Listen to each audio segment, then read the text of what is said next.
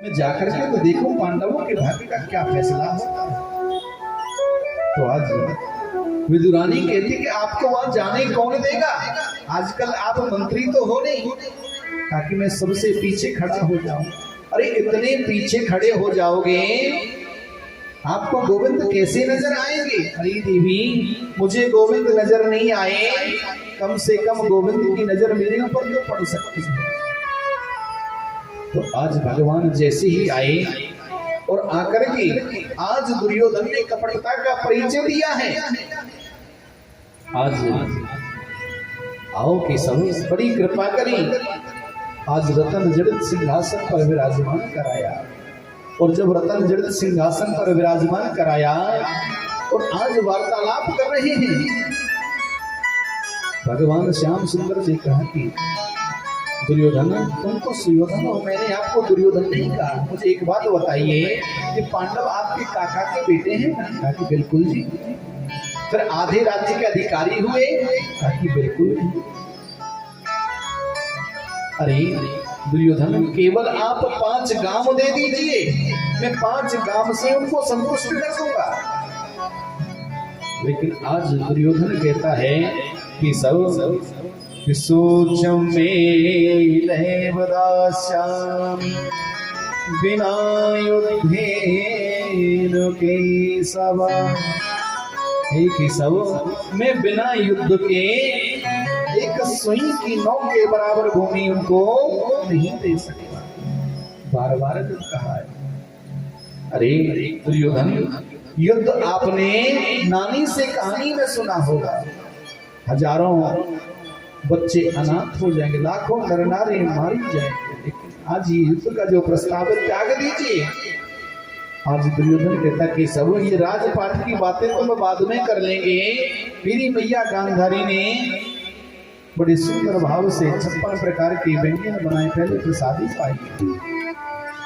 आज भगवान श्याम सुंदर ने कहा कि दुर्योधन, भोजन केवल 2 स्थिति में किया जाता है, या तो भोजन कराने वाले के मन में श्रद्धा हो, और या भोजन करने वाले को भूख लगी है। ना तो तेरे मन में मुझे श्रद्धा नजर आ रही है और ना मुझे भूख लगी, आज तो भोजन में विदुर जी के यहाँ करूंगा। दुर्योधन कहता अपने खाने का ठिकाना नहीं, आपको भोजन कहां से कराएगा, इसकी मुझे परवाह नहीं है, इसकी मुझे कोई परवाह नहीं है। जब निमंत्रण दिया है तो जरूर कहीं से भी भोजन कराएगा।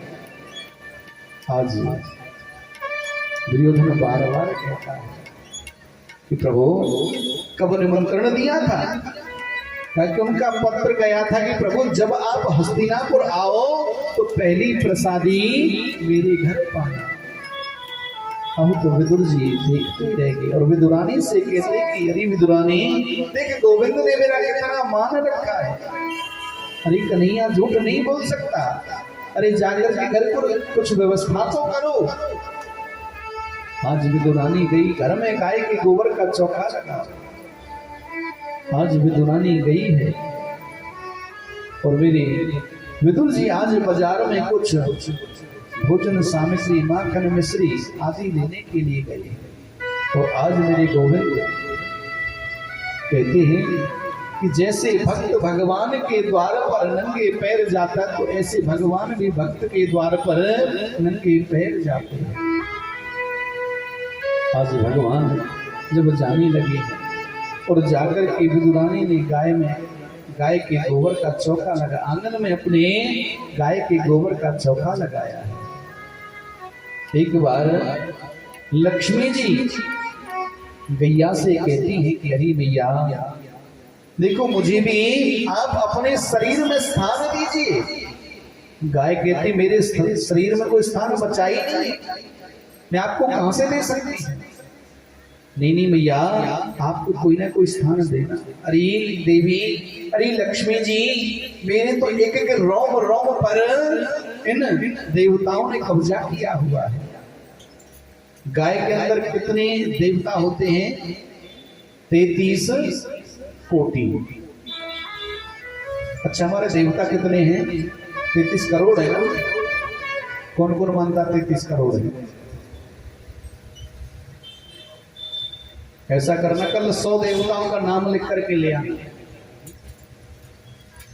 एक बार ऐसा हुआ, एक राजा ने 4 अंधे बुलाए और अंधों को पूछा गया कि तुमने हाथी देखा है? तो 4 अंधे कहने लगे नहीं महाराज नहीं देखा। चलो आज आपको हम हाथी दिखाते हैं। तो एक अंधे को बुलाया गया और हाथी की पूंछ पकड़ा दी, ताकि देखो हाथी होता है वो सांप जैसा होता है। अच्छा महाराज हाथी सांप जैसा होता है, उसको साइड कर दिया। दूसरे अंधे को बुलाया, हाथी का पैर पकड़ा दिया गया, देखो हाथी खंबे जैसा होता है। अच्छा महाराज हाथी खंबे जैसा होता है, साइड में कर दिया। तीसरे अंधे को बुलाया गया, उसकी पीठ पर, हाथी की पीठ पर हाथ फिरवाया गया। ओहो महाराज हाथी तो पहाड़ जैसा होता है, उसको साइड कर दिया। चौथे अंधे को बुलाया, उसको हाथी के कान पकड़ा दिया, हाथी सूप जैसा होता जो कान को साफ करता है ना। अब चारों को जब सभा में बुलाया तो पहले से पूछा हाँ तुमने क्या देखा? महाराज हाथी मैंने देखा है, हाथी तो सांप जैसा होता है। दूसरा कहता नहीं महाराज ये झूठ बोल रहा है, हाथी तो मैंने देखा है, हाथी तो खंबे जैसा होता है। तीसरा कहता नहीं महाराज ये दोनों झूठ बोल रहे हैं, हाथी मैंने देखा, हाथी तो पहाड़ जैसा होता है। चौथा कहता नहीं महाराज ये तीनों झूठ बोल रहे हैं, हाथी तो मैंने देखा, हाथी सूप जैसा होता है। राजा ने कहा कि तुम चारों ही सत्य कह रहे हो, जिसने जैसा देखा उसने ऐसा ही तो बताया। तो हमने जैसा देखा, जैसा हमें बताया गया, हमने वैसा ही तो बताया। कोटि माने प्रकार भी होता है, कोटि माने करोड़ भी होता है। तो हमारे जो देवी देवता हैं वो 33 कोटि है, ना कि करोड़। मरुदगण हैं, अश्विनी कुमार हैं, प्रजापति हैं, वरुण हैं, यम हैं। 33 कोटि होते हैं, 33 प्रकार के देवता हैं। तो गैया कहती है देवी मेरे तो एक रोम रोम पर इन देवताओं ने कब्जा किया हुआ है। केवल एक जगह ऐसी है जहां आप स्थान पा सकती हैं। वो जगह क्या है? मेरा गोबर। आप गोबर में स्थान पाओगी। तो लक्ष्मी देवी ने कहा कि भैया आप मुझे जहां जगह दोगी मैं वहीं स्थान पा लूंगी। कहते कि जब भी कोई शुभ कर्म किया जाता है, बच्चे का जन्म होता है तो गाय के गोबर से लीपा जाता है। हम कोई हवन यज्ञ करते हैं तो गाय का गोबर से लीपा जाता है। गाय के गोबर में लक्ष्मी का वास होता है। और गाय के गोबर की विशेषता एक है, कच्चे मकान में जब गाय के गोबर का चौका लगाया जाता था ना, तो वो सर्दियों में गर्म होता है, गर्मियों में ठंडा होता है। ऐसी गौमूत्र में अनेकों गुण होते हैं। गौ अर्क जो पीता है उसकी 400 प्रकार की बीमारियां नष्ट हो जाती है। लेकिन आजकल गौ अर्क तो बहुत दूर है, गाय के दूध को भी बहुत कम लोग पीते हैं। गाय का दूध गौशालाओं से आ जाता है, तो वो तरह तरह की गैया होती है। देसी गैया का जो दूध होता है वो बड़ा ही अमृत तुल्य होता है। हमेशा गाय की पीठ पर हाथ फेरना चाहिए। आप बुधवार के दिन जाया करो गौशाला, थोड़ा हरा चारा भी उनको डाला करो और गाय की पीठ पर हाथ फेरा करो। उससे शरीर के अंदर की जो बीमारियां हैं वो नष्ट होती है। आज गाय के गोबर का चौका लगाया है विदुरानी। आज भगवान ने जाकर के द्वार को खटखटाया, देवी द्वार खोलो, काकी द्वार खोलो। अब काकी जी तो स्नान में मस्त है। भगवान ने फिर द्वार को खटखटाया। आज पता लगाइए तो मेरे गोविंद की आवाज है। आज दौड़ करके आई है, आज द्वार को खोला। आज वस्त्रों को बदलना भूल गई, स्नान कर रही थी और जब वस्त्रों को बदलना भूल गई, भगवान ने अपनी काली कमरिया काकी जी को उठा दी। भैया वस्त्र बदल करके आई है। और आज एक पाटा लेकर के आई है और सारे आंगन में आज कन्हैया को घुमा दिया। गोविंद यहाँ बैठो। नहीं नहीं, ये जगह आपके लिए ठीक नहीं है, आप यहाँ बैठो। नहीं नहीं, ये जगह भी आपके लिए ठीक नहीं है, आप यहाँ बैठिए। चारों तरफ घुमा दिया। भगवान ने कहा काकी जी कहीं बैठाओगी या बस ऐसी घुमाती फिरोगी? नहीं किशन आप यहाँ बैठिए। आज भगवान ने अपने पेट पर हाथ फेर करके कहा कि काकी जी बड़ी जोर की भूख लगी है। काकी जी कहती गोविंद आपके काका जी बाजार गए। अरे नहीं काकी बड़ी जोर की भूख लगी है, कुछ खाने के ताई दे। तो आज काकी जी कहती गोविंद मेरे सामने का कदली का वन है और उस वन को मैं अपने हाथों से जल देती हूँ। उनके वृक्ष काफी बड़े हैं, उनके फल हैं काफी मीठे होंगे, मैं कुछ फल लेकर के आती। आज काकी जी गई और फल लेकर के आई और आज गोविंद के सन्मुख बैठ गई और आज केले के छिलके को छिलकी जा रही है। जो उसकी गिरी गिरी है, मींगी मींगी है, वो नीचे गिरा रही है और आज छिलका गोविंद को पान करा। गोविंद पाओ, आज मेरे गोविंद प्रेम से उन केले के छिलकों को पा रही है। आज बड़ा सुंदर भाव संतों ने लिखा।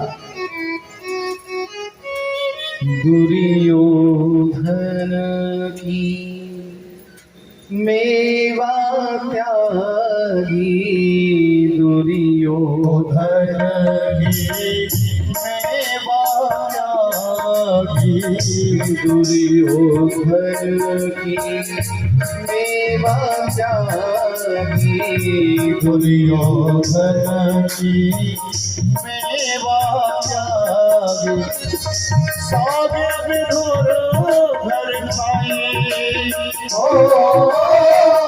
सागे विधुर घर खाए, सबसे ऊंची प्रेम सगाई,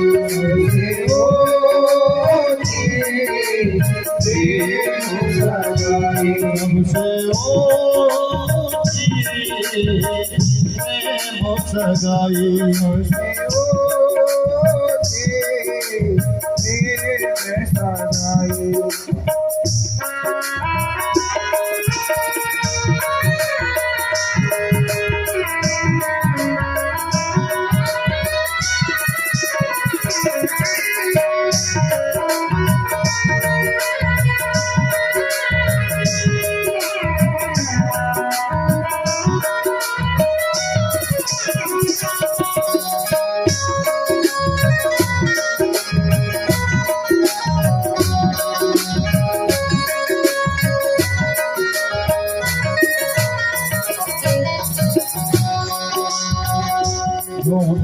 फल सबरी के खाए, झूठे फल सबरी के खाए, झूठे फल सबरी के खाए, झूठे फल सबरी के खाए, भूल गए ठकुराई, भूल गए ठकुराई, सबसे ऊंची सगाई, सबसे ऊंची सगाई, सबसे ऊंची सगाई, सबसे ऊंची सगाई।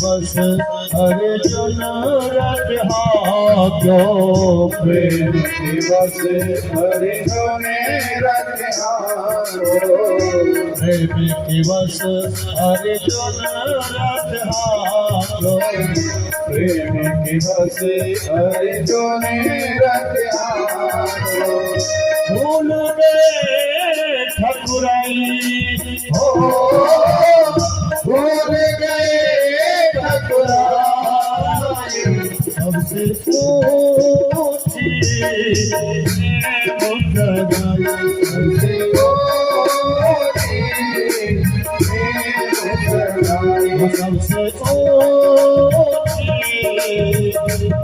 मुस्कान सबसे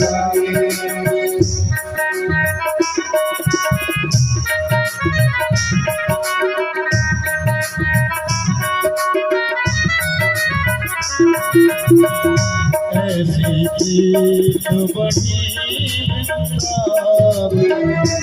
ऐसी बड़ी ऐसी चीज बड़ी ऐसी बड़ी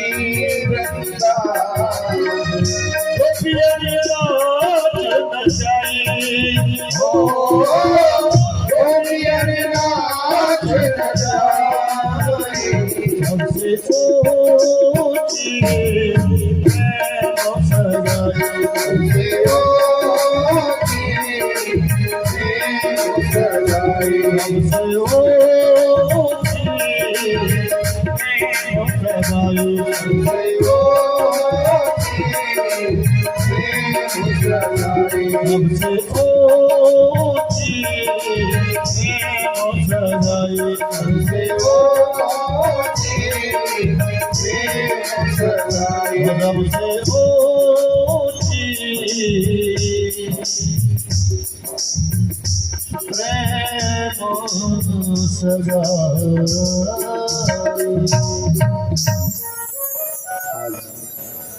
विदुरानी इतनी भाव विभोर हो गई, आज गोविंद को केले का छिलका खिला रही। आज एक नहीं दो नहीं 10-20 केले के छिलके जब मेरे प्रभु पा गए, इधर विदुर जी आए और विदुर जी ने देखा और आज गोविंद के चरणों में गिर कर के कहते कि गोपाल, ये विदुरानी पागल हो गई है, आपको केले के छिलके खिला रही है। गोपाल, थोड़ा सा माखन मिश्री पाओ। हे गोविंद, देखो बाजार से खोए के लड्डू लेकर के आए, आज मेरे गोविंद ने थोड़ा सा माखन मिश्री पाया, थोड़े से खोए के लड्डू पाए और आज विदुर जी का हाथ पकड़ लिया। विदुर जी, जो आनंद उन केले के छिलकों में आ रहा था, वो आनंद इस मेवा मिष्ठान में माखन मिश्री में नहीं। उद्धव जी ने भगवान से पूछा, प्रभु आपने अपने 24 अवतारों में सबसे ज्यादा सुंदर आनंद आपको कहाँ मिला? तो आज भगवान ने कहा कि सबसे ज्यादा आनंद मुझे 2 ही अवतारों में मिला। एक तो राम अवतार में मैंने सबरी के झूठे भेद खाए और कृष्ण अवतार में विदुरानी के केले के छिलके। भगवान कहते हैं कि मुझे अगर कोई प्रेम से पत्र पुष्प जो भी देता है, मैं उसी को स्वीकार कर लेता हूँ, उसी को मैं अंगीकार करता हूँ। आज बड़े सुंदर भाव से विदुर और विदुरानी बैठी। आज भगवान श्याम सुंदर ने रात्रि भर बैठ करके विदुर जी को ज्ञान दिया और आज ज्ञान दे करके उन्हें फिर हस्तिनापुर से द्वारका के लिए प्रस्थान कर गए। धीरे धीरे समय व्यतीत होता है। इधर भगवान की सृष्टि में एक और संत हुए हैं जिनका नाम है कश्यप महाराज। कश्यप महाराज की 13 पत्नियां थी। 2 पत्नी विशेष थी, एक दिति एक अदिति। दिति से राक्षस हुए हैं और अदिति से देवगण हुए। आज दिति भगवान कश्यप से कहती है कि प्रभु, मेरी सभी बहनों को पुत्र है लेकिन मुझे कोई पुत्र नहीं, आप मुझे पुत्र प्राप्ति का वर दीजिए। कश्यप महाराज कहते, देवी ये संध्या काल का समय है। संध्या काल में भगवान शंकर जी के घर विचरण करते हैं। ये समय गर्भाधान का ठीक नहीं है, लेकिन आज दिति नहीं मानी, तो आज कश्यप महाराज को झुकना पड़ा और श्राप दे दिया, जाओ देवी, आपके गर्भ से 2 पुत्र होंगे और दोनों ही राक्षस होंगे। अब तो दिति घबरा गई, प्रभु अब इस बीच का असर में लेकर के जाऊं तो जाऊं कहां? ताकि आपके पुत्र दोनों राक्षस तो होंगे, लेकिन दोनों को मारने के लिए स्वयं भगवान को आना पड़ेगा, उद्धार करने के लिए स्वयं भगवान आएंगे। तो आज दिति के गर्भ से हिरण्याक्ष और हिरण्यकश्यप का अवतरण हुआ है, जन्म हुआ है। अब तो दोनों ही राक्षस प्रवृत्ति के लिए हिरण्याक्ष और हिरण्यकश्यप कौन है? जब एक बार सनत कुमार जी भगवान नारायण से मिलने के लिए जा रहे थे, तो आज द्वारपालों ने रोका, तो आज सनत कुमारों ने श्राप दे दिया कि तुम हमें हमारे पिता से मिलने से रोकते हो, जाओ दोनों राक्षस हो जाओ। तो भगवान के 2 द्वारपाल हैं, जय और विजय। एको पार सदो मैया जयो विजया वचन कदर्थी कृत्यम मायद्धो गृहाल कृतामति क्रमा। ये दोनों ही भगवान के 2 द्वारपाल थे, ये दोनों राक्षस हो गए। इधर जब संपूर्ण पृथ्वी रसातल के अंदर चली गई, तो भगवान ने वराह का रूप धारण किया। बोली वराह भगवान की जय। और आज पृथ्वी को भी दृष्टाओं पर जब लेकर के आ रहे थे, तो आज हिरण्याक्ष आकाश में उड़ता हुआ जब जा रहा था, नारद जी भी भ्रमण कर रहे थे, तो आज नारद जी को पकड़ लिया, रे नारद जी मेरे से युद्ध करिए, मेरी बाजुओं में खुजली हो रही है। नारद जी कहते हैं मुझे भैया लड़ना झगड़ना नहीं आता, मुझे तो केवल गोविंद का गान आता है। नहीं नहीं, मेरे बाजुओं में खुजली हो रही है, आप मुझसे युद्ध करिए। बार बार जब कहा कि अगर मैं आपको किसी ऐसे योद्धा का नाम बता दूं कि आपकी जो खुजली है जीवन में कभी नहीं होगी, सब मिट जाएगी। आज बड़े सुंदर भाव से भगवान नारद जी ने कहा कि वराह भगवान अपनी दृष्टाओं पर पृथ्वी को लेकर के आ रहे हैं, आप उनसे जाकर के युद्ध करें। तो आज हिरण्याक्ष आकाश में उड़ता हुआ जैसी वराह भगवान के सन्मुख पहुंचा, वराह भगवान को ललकारने लगा, बार बार कभी कुछ कहता कभी कुछ कहता। भगवान ने 1 बार माफ किया, 2 बार माफ किया। जब बार बार भगवान को शब्द कहने लगा, तो आज भगवान से भयंकर युद्ध छिड़ गया, इतना सुंदर युद्ध छिड़ गया। भगवान ने आज उस हिरण्याक्ष का वध कर दिया। इधर पृथ्वी को भी अभिमान हो गया। पृथ्वी देवी कहती है, प्रभु मैं रसातल में क्या चली गई, आपको मेरे प्रति वराह का रूप धारण करना पड़ा, मेरे प्रति आपको सुअर का रूप धारण करना पड़ा। ओहो, इस हिरण्याक्ष को तुम बाद में मारेंगे, पहले इस पृथ्वी का अभिमान दूर कराना चाहिए। तो आज पृथ्वी देवी को लेकर के जैसी वृंदावन आए और वृंदावन में दिखाया, तो वृंदावन में गुलमलता आदि खिल रहे थे। आज पृथ्वी देवी कहती है कि प्रभु ये क्या दृश्य, मैं तो संपूर्ण रसातल में चली गई, लेकिन इस वृंदावन में तो गुलमलता आदि खिल रहे हैं। ताकि देवी संपूर्ण पृथ्वी का, संपूर्ण दुनिया का विनाश हो सकता है, लेकिन इस छोटे से वृंदावन का कभी विनाश नहीं हो सकता। आपने देखा वृंदावन के अंदर कभी कोई ऐसी घटना नहीं होती, कभी प्रलय आपने नहीं देखी। यमुना जी चाहे जितनी मर्जी उग्र रूप धारण करने, बिहारी जी के मंदिर तक यमुना जी आती, लेकिन नुकसान कभी किसी का हुआ नहीं। ये वृंदावन की बड़ी सुंदर महिमा है। संतों ने बड़ा सुंदर भाव कहते कि वृंदावन, अच्छा कौन कौन वृंदावन गए हैं, तो संख्या भी थोड़ी है, बाकी जो नहीं गए उनको मानसिक रूप से ले चलते हैं वृंदावन। बड़ा सुंदर भाव संतों ने लिखा है। अब कुछ ही समय पश्चात हमारे वामन प्रभु आपके मध्य आ रहे हैं और कल की बड़ी सुंदर कथा है।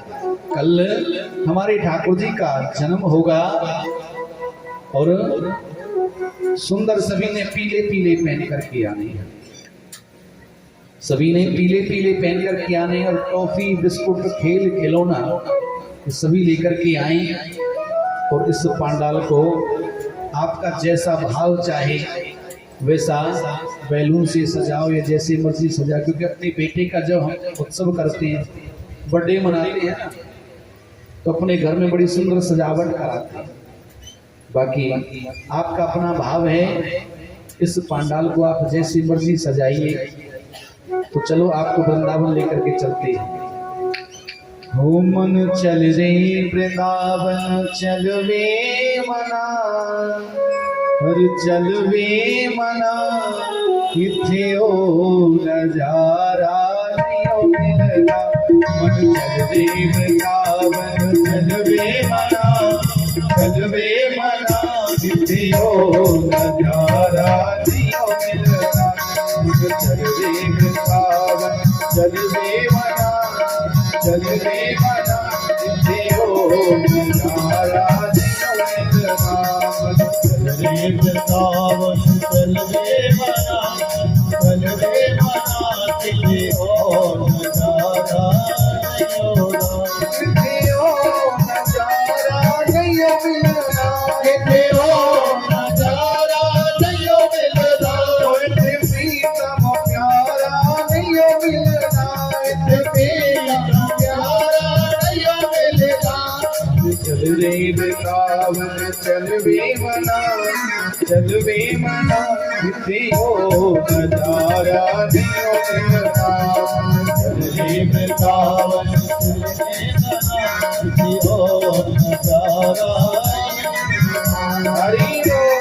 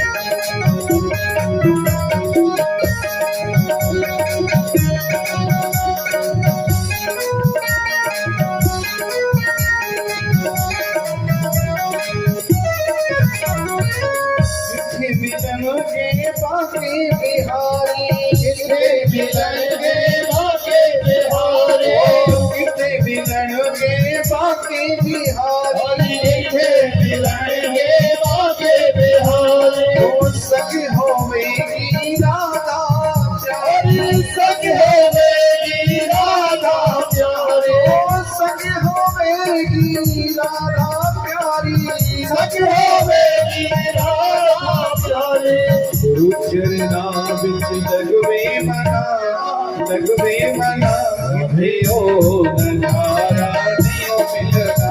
चल रे वृंदावन चल रे मना, किथे ओ नजारा नहीं होना। मन चल रे वृंदावन चल वे मना, चल वे मना, किथे ओ नजारा नहीं मिलना। चल रे वृंदावन चल रे मना, चल रे मना, किथे ओ नजारा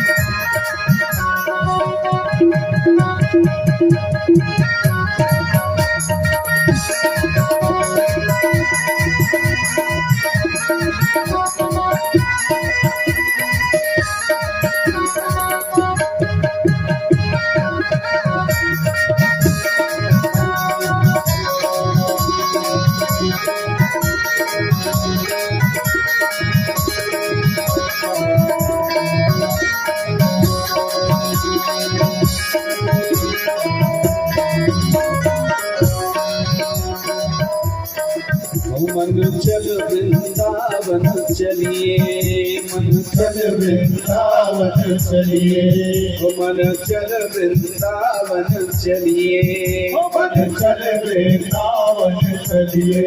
ओ तेरे तेरे सावन साज, तेरे तेरे सावन साज, तेरे तेना बेपरवाह, तेरे तेना बेपरवाह।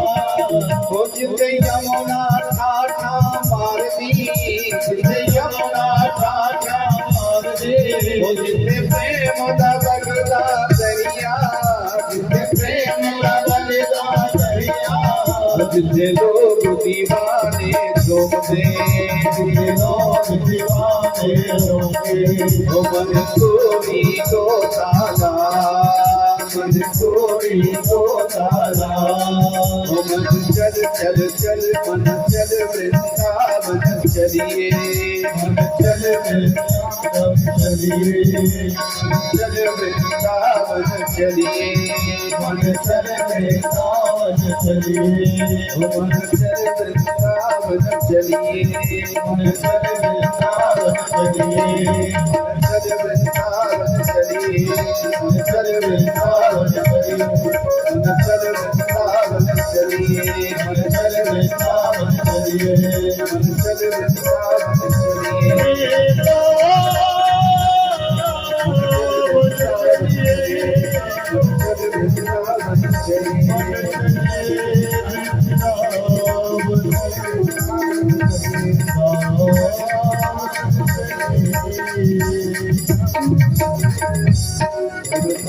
हरिलाल की जय हो। आज पृथ्वी देवी का अभिमान दूर किया है। इधर हिरण्याक्ष के जब वध हो गया, इधर हिरण्याकश्यप के पुत्र हुए हैं प्रहलाद, और प्रहलाद के प्रपौत्र हुए हैं राजा बलि। और राजा बलि ने जब स्वर्ग का आधिपत्य अपने कब्जे में ले लिया, सभी देवता त्राही त्राही करने लगे।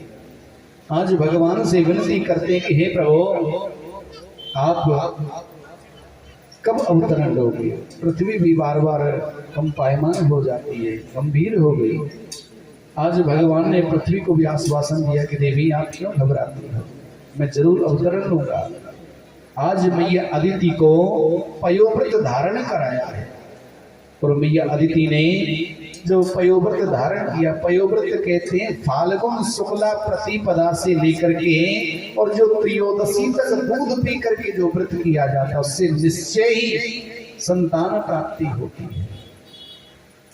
तो आज मैया अदिति ने जो पयोव्रत धारण किया, और मैया अदिति के गर्भ से आज स्वयं मेरे प्रभु वामन के रूप में अवतरित हुए। बोले वामन भगवान की जय, बोले वृंदावन बिहारी लाल की जय।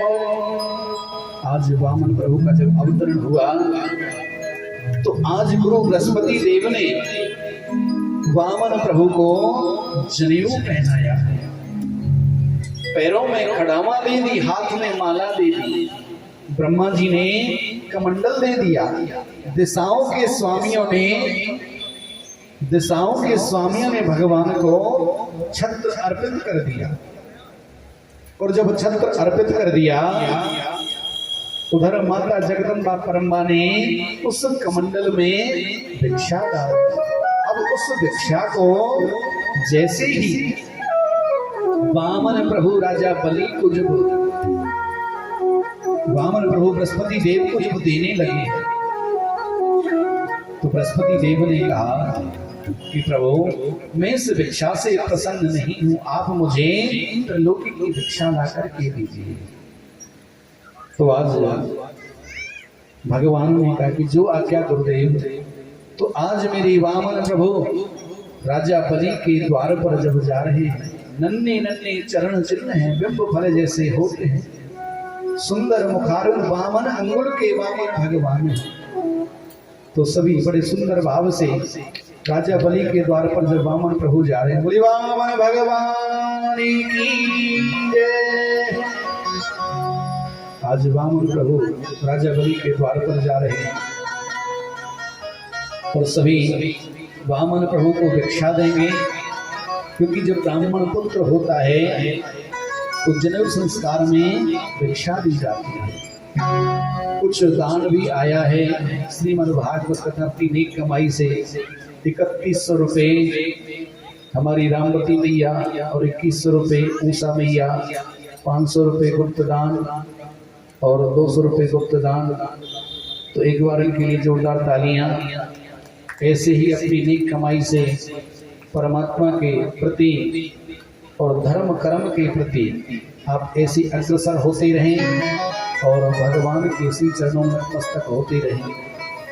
बड़ा सुंदर भाव संतों ने लिखा है। वामन प्रभु राजा बलि के द्वार पर जाकर के आज भिक्षा मांग रहे हैं और बड़ा सुंदर भाव संतों ने लिखा है।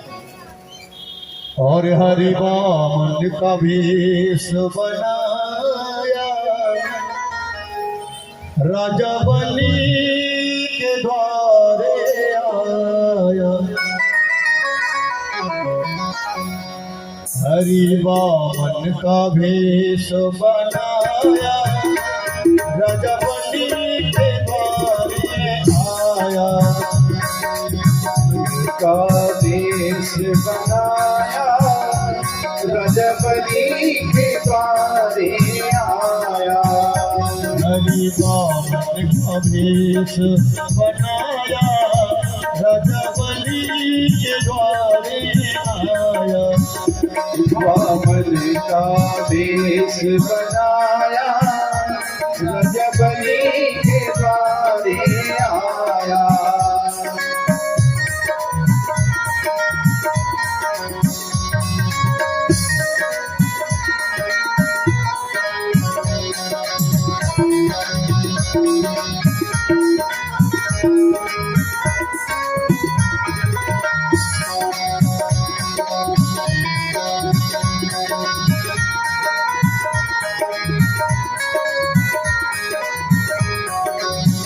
हरि के छोटे छोटे हाथों से पतले पतले हाथ, हरि के छोटे छोटे हाथ, पतले पतले हाथ। हरि के छोटे छोटे हाथों से पतले पतले हाथ। हरि के छोटे छोटे हाथ, हरि के पतले पतले हाथ।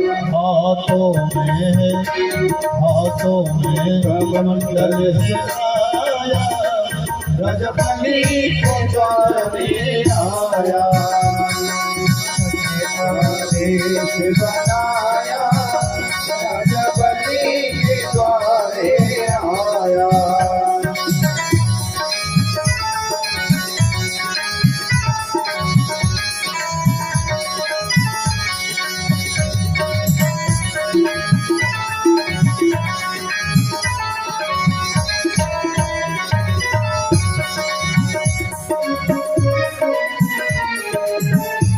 जो पहले दिन के इमाम थे हमारे सुशील जी वो आए, दूसरे दिन के हमारे नंद बाबा जी वो आए और आज की उनकी सिस्टर थी वो आए। वामन प्रभु का पूजन करें। उसके बाद सभी वामन प्रभु का पूजन करते हुए आनंद लेते रहें। उसके बाद अब आरती भी होगी और इस कथा को आप अपनी कथा समझें। ऐसा नहीं है कि इसको कोई और करा रहा है, ये आपकी अपनी सबकी कथा है। और इस कथा में आप जितना हो सके अग्रसर होइए, बढ़ चढ़ करके हिस्सा लीजिए। और इस कथा का जो खर्चा है आप जानते ही हो कितना होता है। तो सभी थोड़ा थोड़ा भी दान करेंगे तो कथा का खर्चा पूरा हो जाता है और आपको आनंद मिलता है और आपको पुण्य की प्राप्ति होती है। सभी समय से प्रेम से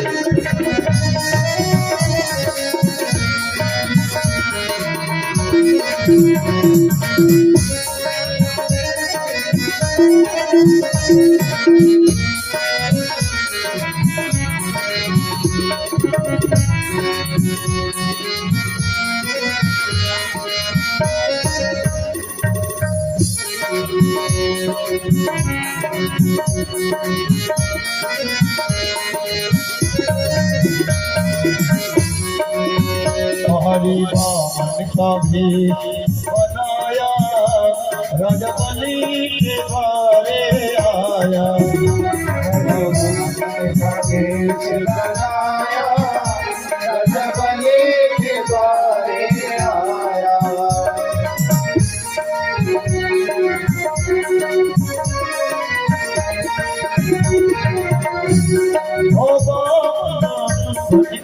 कृष्ण मुरारी पधारे बलि राजा के द्वार। बावन बन गए कृष्ण मुरारी पधारे बलि राजा के द्वार। बलि राजा के द्वार पधारे बलि राजा के द्वार। बलि राजा के द्वार पधारे बलि राजा के द्वार। हो पावना भक्ति कृष्ण मुरारी पधारे बलि राजा के द्वार। पधारे बलि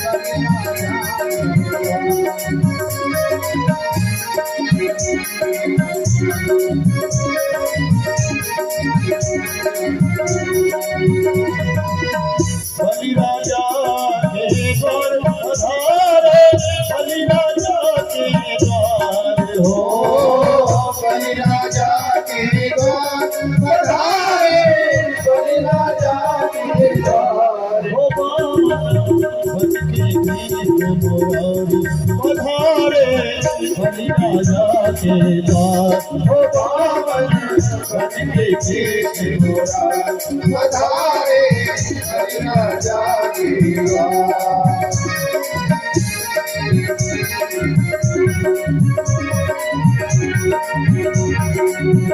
बोलिए भगवान की जय। अब आरती करेंगे, सभी खड़े हो जाएं।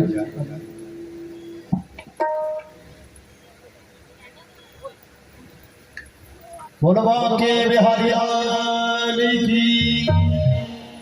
और देखिए ये यज्ञ सभी का है।